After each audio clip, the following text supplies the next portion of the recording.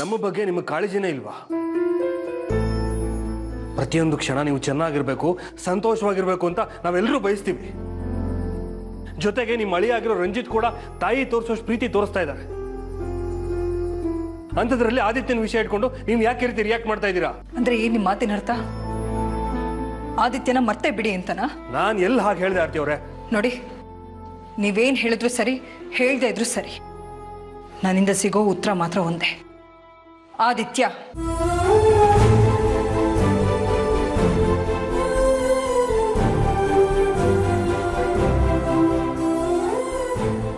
ಯಾಕೆ ಹೀಗೆ ಹಠ ಮಾಡ್ತಿದ್ದೀರಾ? ನೀವು ಹೀಗೆ ಹಠ ಮಾಡಿ ನೀವು ನೋವು ಅನ್ಭವಿಸೋದಲ್ದೆ ನಮಗೂ ಯಾಕೆ ನೋವು ಕೊಡ್ತಾ ಇದ್ದೀರಾ? ಅರ್ಥ ಮಾಡ್ಕೊಳ್ಳಿ, ನೀವು ದಡ್ಡರಲ್ಲ. ನಿಮ್ಗೆ ಯಾವುದು ಒಳ್ಳೇದು, ಯಾವುದು ಕೆಟ್ಟದು, ಯಾವುದು ಸರಿ, ಯಾವುದು ತಪ್ಪು ಅಂತ ಯೋಚನೆ ಮಾಡೋ ಶಕ್ತಿ ಇದೆ. ಹೌದು, ನಾನ್ ದಡ್ಡಿನೇ. ನಿಮ್ಮನ್ನ ಅರ್ಥ ಮಾಡ್ಕೊಳ್ದೇ ಇರೋ ದಡ್ಡಿ. ನಿಮ್ ಪ್ರತಿಯೊಂದು ಮಾತ್ರ ನಂಬ್ತಾ ಇದ್ನಲ್ಲ, ಅದೇ ನಾನು ನಿಮ್ಮನ್ನ ಅರ್ಥ ಮಾಡ್ಕೊಂಡಿದ್ದಕ್ಕೆ ಸಾಕ್ಷಿ. ಆದಿತ್ಯನ ವಿಷಯನೆಲ್ಲ ಮುಚ್ಚಿಟ್ಟಲ್ಲ ನನ್ನಿಂದ, ಅದನ್ನ ತಿಳ್ಕೊಳ್ದೆ ನಿಮ್ಮ ಮನ್ಸಲ್ಲಿ ಏನಿತ್ತು ಅಂತ ಅರ್ಥ ಮಾಡ್ಕೊಳ್ದೆ ಇರೋ ದಡ್ಡಿ ನಾನು, ಶತ ದಡ್ಡಿ ನಾನು. ನಿಮ್ಮನ್ನ ನಂಬಿದ್ದಕ್ಕೆ ಒಳ್ಳೆ ಬಹುಮಾನನೇ ಕೊಟ್ರಿ ನೀವು ನನಗೆ.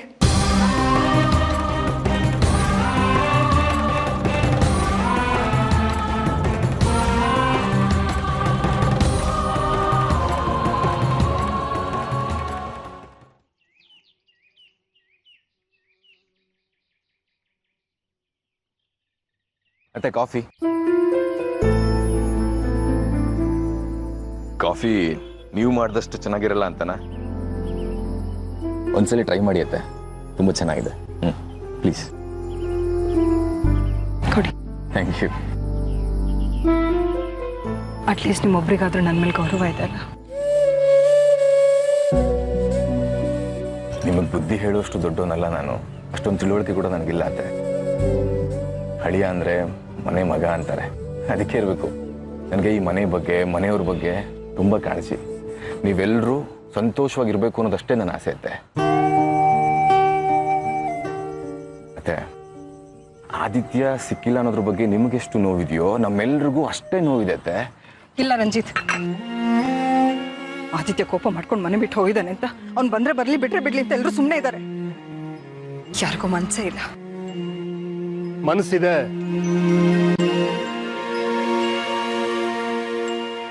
ಆದ್ರೆ ಅವನಿಗೆ ಇದು ನನ್ನ ಮನೆ, ನಾನು ಇಲ್ಲಿಗೆ ಬರಬೇಕು, ಎಲ್ಲರನ್ನು ಮೀಟ್ ಮಾಡಬೇಕು ಅನ್ನೋ ಯಾವ ಭಾವನೆನೂ ಇಲ್ಲ.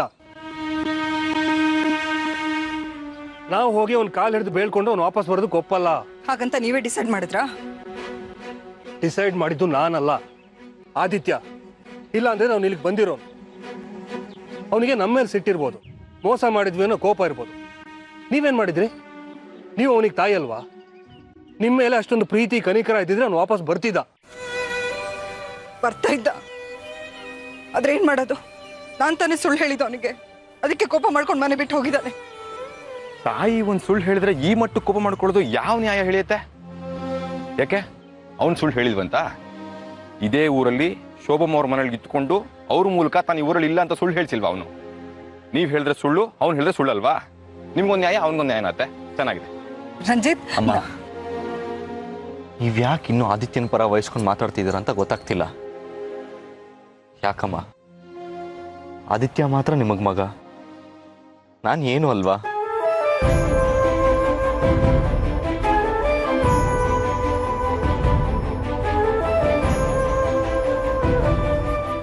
ಡ್ಯಾಡಿ ಆದಿತ್ಯನ ತುಂಬಾ ಪ್ರೀತಿಸ್ತಾರೆ.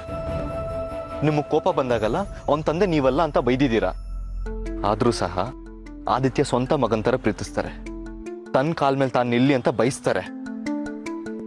ಆದ್ರೆ ಅವನೇನ್ ಮಾಡ್ದ? ಲಕ್ಷ ಲಕ್ಷ ಇನ್ವೆಸ್ಟ್ ಮಾಡಿ ಫೈನಾನ್ಸ್ ಕಂಪ್ನಿ ಓಪನ್ ಮಾಡಿಕೊಟ್ರೆ ಕಾಲ್ ಕಸ ತರ ಒದ್ದು ಹೋದ್ನಲ್ಲ. ಅದು ಸರಿನಾಮ? ಹೇಳಿ ಅಮ್ಮ, ಅದು ಸರಿನಾ? ನಾವು ಹಾಗೆ ಸುಳ್ಳು ಹೇಳಿದ್ದು ನೀವು ಚೆನ್ನಾಗಿರ್ಬೇಕು ಅನ್ನೋ ಕಾರಣಕ್ಕೆ ಮಾತ್ರ. ನೀವು ಆದಿಗೆ ಎಷ್ಟು ಹತ್ರ ಆಗ್ಬೇಕು ಅಂತ ಯೋಚನೆ ಮಾಡ್ತಿದ್ರೋ, ಅವನು ನಿಮ್ಮಿಂದ ದೂರ ಆಗ್ಬೇಕು ಅಂತ ಯೋಚನೆ ಮಾಡ್ತಿದ್ದಾನೆ. ಇದು ನಿಮಗೆ ಗೊತ್ತಾದ್ರೆ ತಡ್ಕೊಳ್ಳೋದಕ್ಕಾಗಲ್ಲ ಅನ್ನೋ ಕಾರಣಕ್ಕೆ ಹೀಗೆಲ್ಲ ಹೇಳ್ಬೇಕಾಯ್ತು ಅಷ್ಟೇ. ನೀವು ಸುಳ್ಳು ಹೇಳಿ ಆದಿತ್ಯನಿಂದ ನಂಗೆ ಲೋನ್ ಕೊಡ್ಸಿದ್ರಿ. ಆ ವಿಷಯ ಗೊತ್ತಾದಾಗ ಅವನಿಗೂ ಕೋಪ ಬಂತು, ನನಗೂ ಕೋಪ ಬಂತು. ಆದರೆ ನೀವು ನನ್ನ ಹತ್ರ ಬಂದು ಮಾತಾಡಿದ್ದಕ್ಕೆ, ನಿಮ್ಮ ಮೇಲಿನ ಗೌರವಕ್ಕೆ ಎಲ್ಲ ಕೋಪನೂ ಮರ್ತೆ ನಾನು. ಆದರೆ ನಿಮ್ಮ ಸ್ವಂತ ಮಗ ಆಗಿರೋ ಆದಿತ್ಯ ಆ ಕೆಲಸ ಮಾಡಿದ್ನ. ಏನೋ ಪ್ರಪಂಚದಲ್ಲಿ ನೀವು ಮಾಡಿರೋ ತಪ್ಪನ್ನ ಇನ್ಯಾರು ಮಾಡಲ್ಲ ಅನ್ನೋ ಥರ ನಿಮ್ಮಲ್ಲಿ ಕೋಪ ಮಾಡಿಕೊಂಡು ದೂರ ಆಗಿದ್ದಾನೆ. ಸರಿನಾ ಅರ್ಥ ಇದು?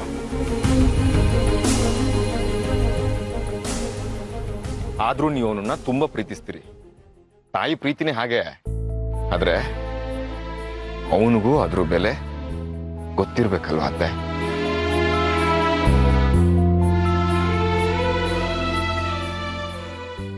ನೋಡಿ ಆರ್ತಿ ಅವ್ರೆ, ನಿಮಗೆ ಸರಿ ತಪ್ಪು ಯೋಚನೆ ಮಾಡೋ ಶಕ್ತಿ ಇದೆ. ನಾವು ಮಾಡಿದ ಸರಿನೋ ಆದಿತ್ಯ ಮಾಡಿದ ಸರಿನೋ ನೀವೇ ಯೋಚನೆ ಮಾಡಿ. ಇದ್ರ ಮೇಲೆ ನಿಜವಾಗ್ಲೂ ನನಗೆ ಏನು ಹೇಳಬೇಕು ಅಂತ ತೋಚ್ತಾ ಇಲ್ಲ. ನಿಮ್ಗೆ ಇಷ್ಟ ಬಂದಾಗ ಮಾಡಿ.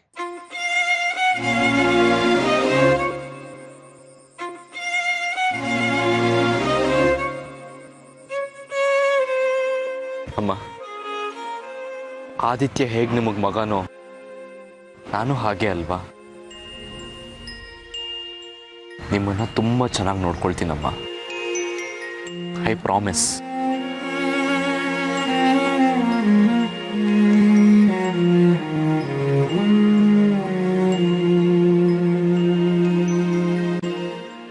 ನನ್ನನ್ನು ಅಳಿಯನ್ ಥರ ನೋಡಿದೆ, ಸ್ವಂತ ಮಗನ ಥರ ಟ್ರೀಟ್ ಮಾಡ್ತೀರಾ ನೀವು.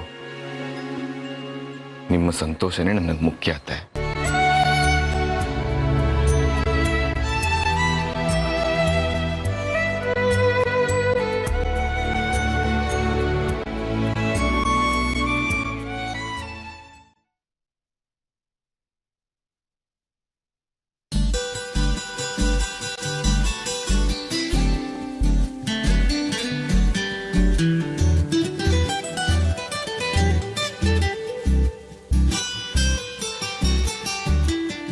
ಸ್ವಾತಿ, ಓ ಆರ್ಯ ಅವರೇ, ಈಗ ಬಂದ್ರಾ? ನಾನು ಬಂದಿದ್ದು ಗೊತ್ತಾಗಿಲ್ವ ನಿನ್ಗೆ? ಅಯ್ಯೋ, ನೀವು ಬಂದಿದ್ ಗೊತ್ತಾಗಕ್ ನಂಗೇನ್ ತಲೆಯಿಂದ ಕಣ್ಣಿದ್ಯಾ? ಅದೇನ್ ಬಂದ್ ವಿಷಯ ಹೇಳಿ. ಅದು ಏನಿಲ್ಲ, ಯಾವಾಗ್ಲೂ ಮನೇಲೇ ಇರ್ತೀಯಲ್ವಾ, ಅದಕ್ಕೆ ನನ್ನ ಫಿಲ್ಮ್ಗೆ ಶಾಪಿಂಗ್ ಎಲ್ಲ ಕರ್ಕೊಂಡು ಹೋಗ್ಬೇಕು ಅಂತಿದ್ದೀರಾ? ಹಾಗೇನೂ ಇಲ್ಲ. ಮತ್ತೆ ಔಟಿಂಗ್ ಕರ್ಕೊಂಡು ಹೋಗ್ಬೇಕು ಅಂತಿದ್ದೀರಾ? ನೀವೆಲ್ಲ ಕರೆದು ನಾನು ಬರ್ತೀನಿ. 5 ನಿಮಿಷ ನಾನು ರೆಡಿಯಾಗಿ ಬಂದ್ಬಿಡ್ತೀನಿ. ನಿನ್ನ ಎಲ್ಗೂ ಕರ್ಕೊಂಡು ಹೋಗಕ್ ನಾನು ಬರ್ಲಿಲ್ಲ. ನಿನ್ನ ಹತ್ರ ಮಾತಾಡ್ಬೇಕಿತ್ತು, ಅದಕ್ಕೆ ಬಂದೆ. ನನ್ನ ಹತ್ರ ಮಾತಾಡ್ಬೇಕಾ? ನೀವು ಬಂದಿದ್ ನೋಡಿ ನಂಗೆ ಐ ಲವ್ ಯು ಹೇಳಿ ನನ್ನ ಹೊರಗಡೆ ಕರ್ಕೊಂಡು ಹೋಗ್ತೀರಾ ಅನ್ಕೊಂಡೆ. ಸ್ವಾತಿ, ತಮಾಷೆ ಸಾಕು. ನಾನು ಹೇಳೋದನ್ನ ಸ್ವಲ್ಪ ಸೀರಿಯಸ್ ಆಗಿ ಕೇಳು. ಆಯ್ತು, ಹೇಳಿ. ನೀನು ಹೇಗಿದ್ರು ಮನೇಲೇ ಇರ್ತೀಯ ಅಲ್ವಾ? ಟೈಮ್ ಸರಿಯಾಗಿ ಅಮ್ಮಂಗೆ ಊಟ ತಿಂಡಿ ಕೊಡ್ತಾ ಅವ್ರ ಜೊತೆಗಿದ್ದು ಬೇಜಾರಾಗದೇ ಇರೋ ಹಾಗೆ ನೋಡ್ಕೊಳ್ಬೇಕು. ನಾನ್ ಯಾಕೆ ನೋಡ್ಕೊಬೇಕು? ಮನೇಲಿ ಬೇರೆ ಯಾರು ಇಲ್ವಾ? ಅವ್ರಿಗೆ ಹೇಳಿ, ನನ್ ಕೈಲಿ ನೋಡ್ಕೊಳ್ಳೋದಕ್ಕಾಗಲ್ಲ. ನೀನು ಮನೆಯೊಳ ತಾನೆ, ನೋಡ್ಕೊಳ್ಳೋದಕ್ಕೆ ಏನ್ ಕಷ್ಟ?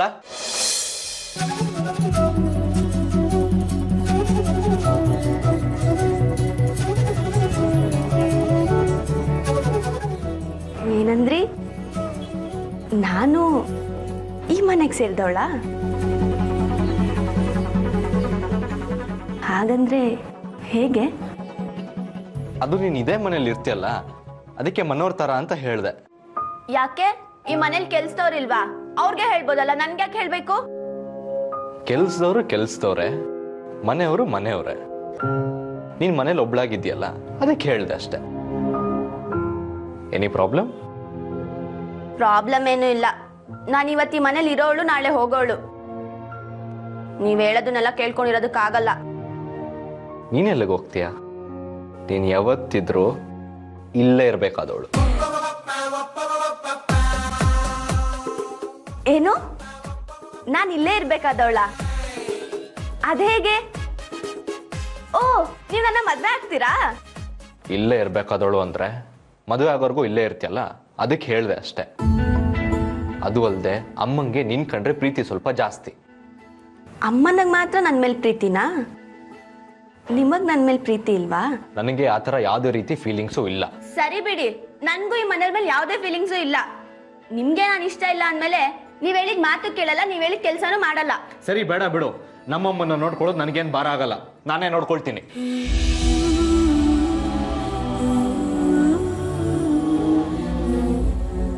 ಆಹಾ, ಕಳ್ ಕೃಷ್ಣ, ಮನ್ಸಲ್ಲಿ ಪ್ರೀತಿ ಇಟ್ಕೊಂಡು ಏನೂ ಇಲ್ದಿರೋ ತರ ಮಾತಾಡ್ತಾರೆ. ನೋಡ್ತಾ ಇರಿ, ಇವತ್ತಲ್ಲ ನಾಳೆ ನಿಮ್ ಬಾಯಲ್ಲಿ ನಾನು ಈ ಮನೆ ಸೊಸೆ ಅಂತ ಹೇಳಿಸ್ತೀನಿ. ಆಂಟಿ, ತಿಂಡಿ ತಗೊಳ್ಳಿ.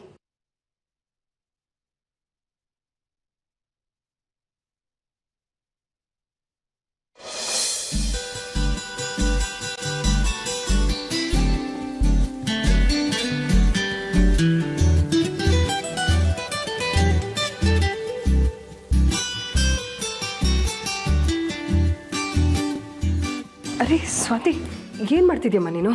ಕಾಲುತ್ತದೀನಿ ಆಂಟಿ. ಸ್ವಾತಿ, ನನ್ಗಿದೆಲ್ಲ ಇಷ್ಟ ಆಗಲ್ಲಮ್ಮ. ಆಂಟಿ, ನನ್ಗಿಷ್ಟ, ಅದಕ್ಕೆ ಮಾಡ್ತಾ ಇದೀನಿ.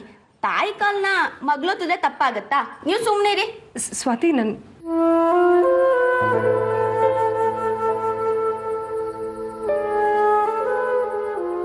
ಆದಿತ್ಯನೂ ಅಷ್ಟೇ. ನಾನಿಷ್ಟು ಬೇಡ ಬೇಡ ಅಂತ ಹೇಳಿದ್ರು ನನ್ನ ಕಾಲು ಒತ್ತಾ ಇದ್ದ. ಆದ್ರೆ ಈಗ ಅವನೇ ಇಲ್ವಲ್ಲ. ಆಂಟಿ, ಆದಿ ಸರಿಲ್ಲ ಅಂದ್ರೇನು? ನಾವೆಲ್ಲ ಇಲ್ವಾ? ಇವಾಗ ನೀವು ತಿಂಡಿ ತಿಂತೀರಾ ಇಲ್ಲ ನಾನ್ ತಿನ್ಲಾ?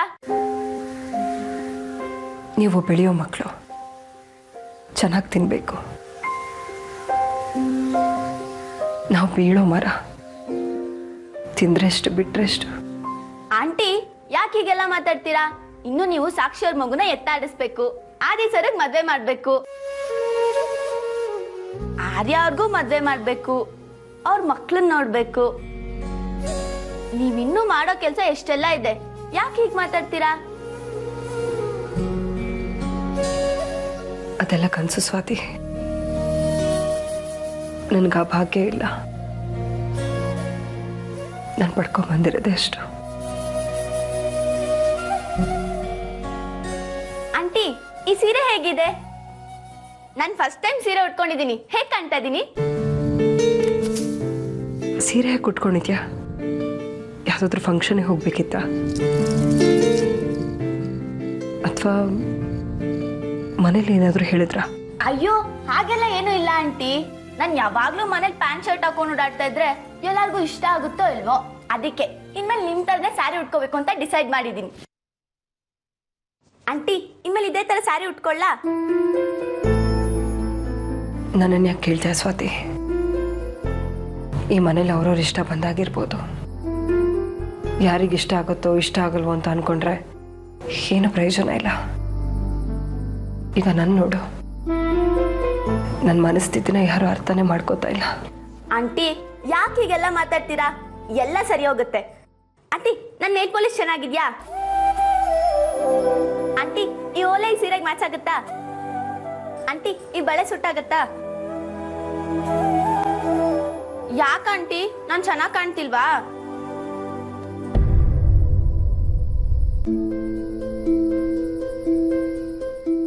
ಚೆನ್ನಾಗಿ ಕಾಣಿಸ್ತಾ ಇದೆಯಾ ಸ್ವಾತಿ?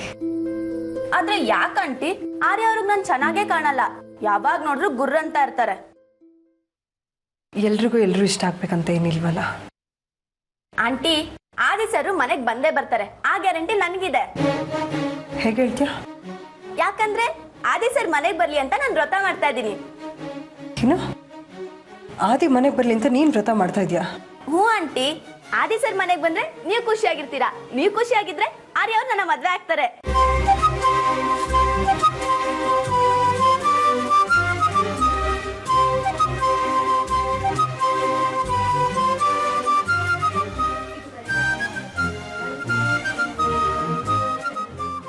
ಏನು?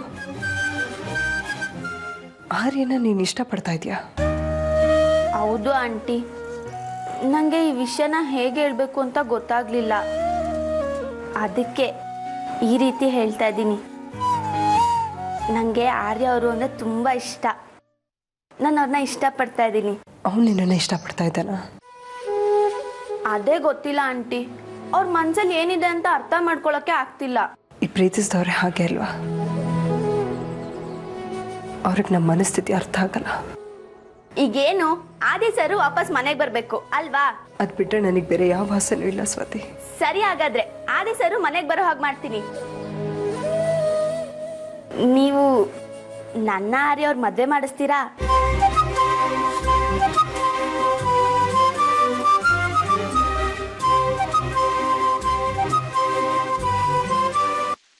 ಆರತಿ ಹತ್ರ ನಾನು ಸುಳ್ಳು ಹೇಳಿದೆ ಅಂತ ಅವಳಿಗೆ ನನ್ನ ಮೇಲೆ ಬೇಜಾರಿಲ್ಲ ತಾನೆ?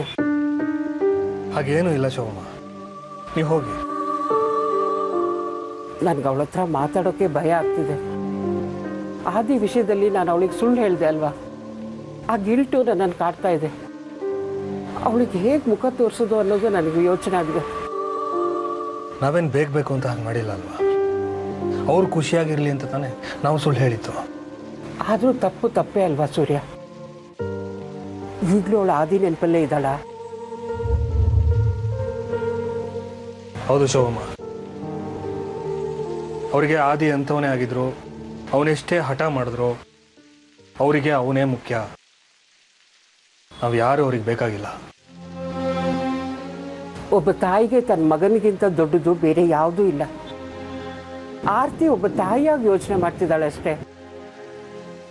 ಹಾಗಾದ್ರೆ ನಮ್ಮ ಪ್ರೀತಿ ವಿಶ್ವಾಸಕ್ಕೆ ಬೆಲೆನೇ ಇಲ್ವಾ? ನಿಮ್ಮ ಪ್ರೀತಿಗೆ ಬೆಲೆ ಇಲ್ಲ ಅಂತ ನಾನು ಹೇಳ್ತಾ ಇಲ್ಲ ಸೂರ್ಯ. ನೀವಿಬ್ರು ಸಂತೋಷವಾಗಿರ್ಬೇಕು ಅಂದ್ರೆ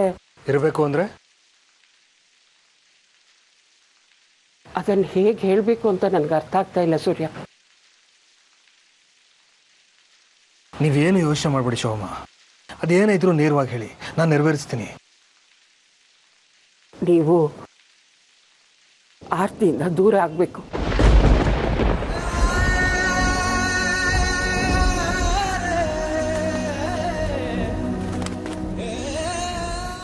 ಆಗ್ಲೇ ಅವಳು ಆದಿತ್ಯನ ಜೊತೆ ಚೆನ್ನಾಗಿರೋಕ್ ಸಾಧ್ಯ.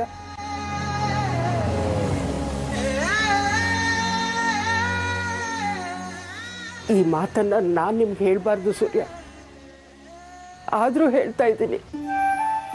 ನನ್ನ ಮಗ ಆರತಿಯಿಂದ ದೂರ ಆದ ಕೂಡಲೇ ಅವಳು ಚೆನ್ನಾಗಿರ್ಬೇಕು, ಅವಳ ಜೀವನ ಚೆನ್ನಾಗಿರ್ಬೇಕು ಅಂತ ನಾನೇ ಮುಂದೆ ನಿಂತು ನಿಮ್ಮಿಬ್ರು ಮದುವೆ ಮಾಡಿಸ್ದೆ. ಆದ್ರೆ ಈಗ ನಾನೇ ಅವಳಿಂದ ದೂರ ಇದ್ಬಿಡಿ ಅಂತ ಹೇಳ್ತಾ ಇದ್ದೀನಿ. ನನಗೆ ಗೊತ್ತು ನೀವು ಆರತಿನ ಎಷ್ಟೊಂದು ಪ್ರೀತಿಸ್ತೀರಾ, ಇಷ್ಟಪಡ್ತೀರಾ ಅಂತ. ಆದಿ ಮನೆ ಬಿಟ್ಟು ಹೋದ್ಮೇಲೆ ಆರತಿ ತುಂಬಾ ನೊಂದ್ಕೊಂಡಿದ್ದಾಳೆ. ನಾವೆಷ್ಟೇ ಹೇಳಿದ್ರು ಆದಿನ ಮರೆಯೋ ಸ್ಥಿತಿಯಲ್ಲಿ ಅವಳಿಲ್ಲ. ಆದಿನ ಮನೆಗೆ ವಾಪಸ್ ಬರೋ ಸ್ಥಿತಿಯಲ್ಲಿಲ್ಲ. ಇಂಥ ಸಮಯದಲ್ಲಿ ನೀವಿಬ್ರು ಬೇರೆ ಬೇರೆ ಆಗೋದ್ ಬಿಟ್ರೆ ನನಗೆ ಬೇರೆ ದಾರಿ ತೋಚ್ತಾ ಇಲ್ಲ.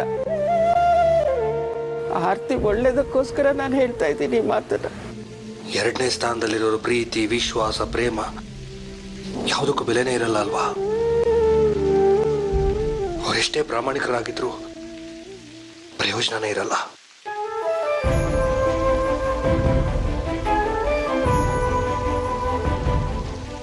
ತಾಯಿನೇ ಮಗಳಿಗೆ ದೂರನಾಗುವಂತ ತನ್ನ ಅಳಿಯನ ಹತ್ರ ಮಗಳಿನ ಒಳತಿಗೋಸ್ಕರ ಬೇಡ್ಕೋತಾ ಇದ್ದಾಳೆ. ಅಳಿಯನಿಗೆ ಎರಡನೇ ಸ್ಥಾನ, ಮಗಳಿಗೆ ಮೊದಲನೇ ಸ್ಥಾನ. ಎರಡನೇ ಸ್ಥಾನದಲ್ಲಿರೋರು ಬದುಕು ಇಷ್ಟೊಂದು ನಿಕೃಷ್ಟ ಅಂತ ಗೊತ್ತಾಗಿದ್ದಿದ್ರೆ ಶಶಾಂಗಿಂತ ಮುಂಚೆ ಆರತಿ ಅವ್ರನ್ನ ನಾನೇ ಮದುವೆ ಆಗಿರ್ತಿದ್ದೆ.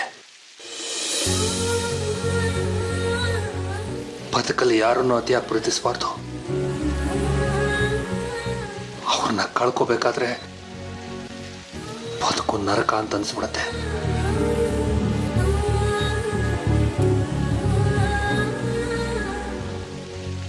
ಹೀಗೆ ಅಂತ ಗೊತ್ತಿದ್ದಿದ್ರೆ ನನ್ನ ಮದುವೆನೇ ಆಗ್ತಿರ್ಲಿಲ್ಲ.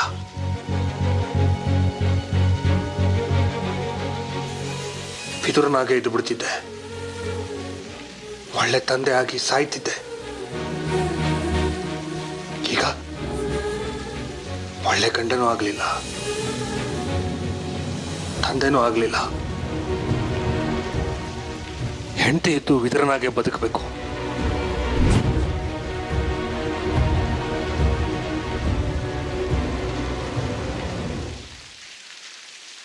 ಪ್ರಯತ್ನ ಪಡ್ತೀನಿ ಆರತಿ ಅವರಿಂದ ದೂರ ಆಗೋದಕ್ಕೆ. ಗಂಟನಾಗಿ ಅಲ್ಲ, ಶಾಶ್ವತವಾಗಿ.